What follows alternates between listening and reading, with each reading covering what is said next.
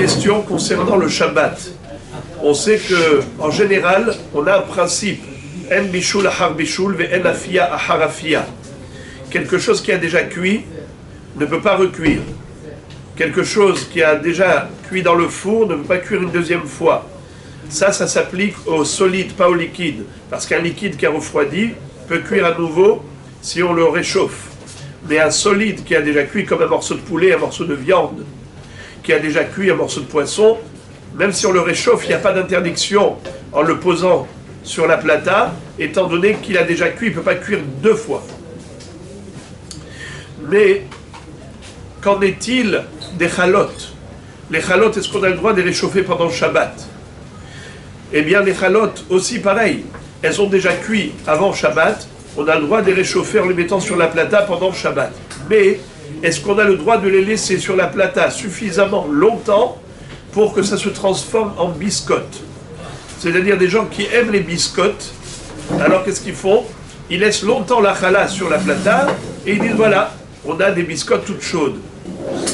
Permis ou interdit? Mahloket. Mahloket. Mahloket entre qui et qui? Entre des rabbanim de notre génération. La famille du Rav Ovadia Yosef, Zatzal permet. C'est-à-dire Rav David Yosef, Rav Yitzhak Yosef, ils permettent. Ils disent que quelque chose qui a déjà cuit ne peut pas recuire.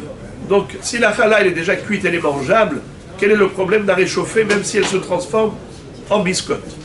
Mais quoi? C'est la transformation. Exactement. D'autres poskim de nos jours disent que non, qu'il y a transformation. C'est-à-dire que, pourquoi on dit en bishul achar bishul? C'est parce que, en effet, c'est la même chose. Le poisson, il était cuit, bon, il est chaud, mais il n'a pas cuit à nouveau. Il a juste été réchauffé. Mais c'est un poisson qui est le même. Un poulet qui était déjà cuit, il a refroidi. C'est le même poulet. Mais par contre, du pain mou et des biscottes, c'est vraiment une transformation. C'est comme une nouvelle cuisson.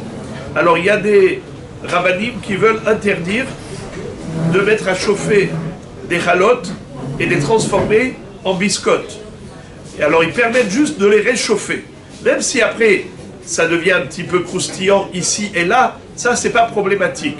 Mais de transformer toute la challah en biscottes, en voulant faire des biscottes, ça ils disent que c'est interdit. Alors vous avez deux chitotes, ceux qui veulent être stricts s'abstiennent, ceux qui veulent se permettre ont largement sur qui s'appuyer pour autoriser, puisque le Rav Yitzhak Yosef Shlita et Rav David Yosef, ils ont tous permis, même carrément, de transformer le pain en biscotte, puisqu'il a déjà cuit avant Shabbat.